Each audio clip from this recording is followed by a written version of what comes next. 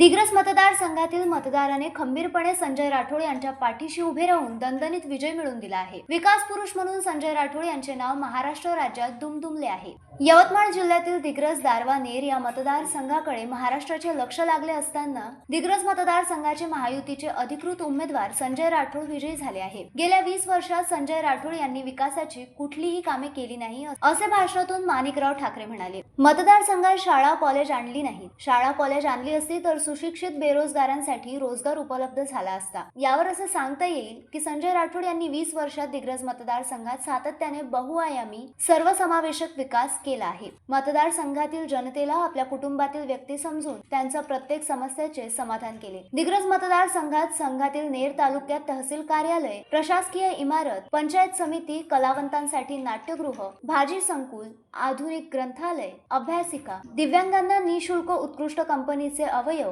दरवर्षी आरोग्य शिबिराचे आयोजन, आरोग्य शिबिरातील रुग्णांना सावंगी मेघे येथे नेऊन वेगवेगळ्या शस्त्रक्रिया, MPSC, UPSC परीक्षा मार्गदर्शन, मोफत पुस्तके, टक्के घेऊन आलेल्या विद्यार्थ्यांना भेट वस्तू देऊन सत्कार, क्लस्टर डेव्हलपमेंट योजनेद्वारे महिलांचे सक्षमीकरण असे अनेक लोक कल्याणकारी उन्नत विकसित दिशा देणाऱ्या कार्यांमुळे संजय राठोड यांच्या पाठीशी दिग्रस मतदारसंघातील मतदार राजा संजय राठोड यांच्या पाठीशी खंबीरपणे उभा असल्याने मतदारांच्या आशीर्वादाने संजय राठोड यांचा विजय निश्चितच झाला। संजय राठोड यांच्या कर्तृत्वाला या मतदारसंघात कोणत्याही विरोधी पक्षाच्या नेत्यात नेतृत्व नाही, असे अपराजित सक्षम नेतृत्व फक्त संजय राठोड यांच्यातच आहे।